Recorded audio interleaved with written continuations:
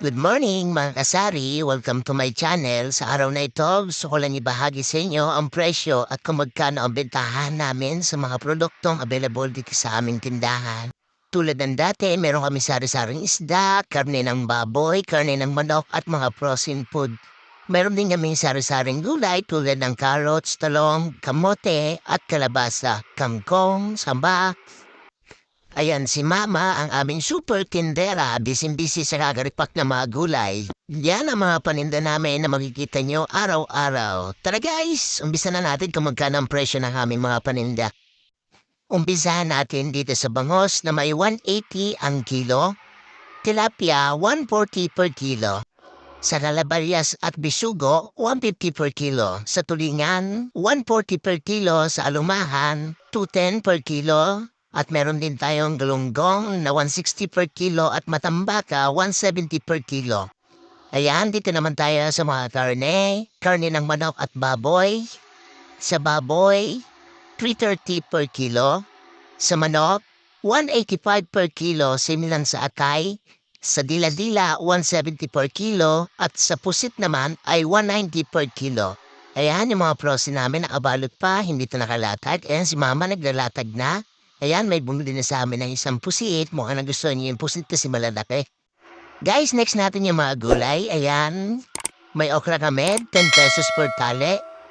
Tapos, yung ampalaya, 120 per kilo. Yung sitaw, 85 per kilo. Yung pipino, 50 per kilo. Ayan, yung patola, 50 per kilo. Talong, 65 per kilo. Carrots, 55 per kilo. Kamote, 45 per kilo. Tapos yung galabasa, 28 per kilo. Ayan, yung deal namin, medyo tumami na. Tumating na kasi yung supplier namin ng tayo. Yung iba hindi namin nilabas kasi nilalanggam. Ayan, yung kangkong hindi pa nare-repack. Tapos nandiyan pa yung repolyo at pechay bagyo hindi pa nababalatan. Naubusan kasi kami kahapon.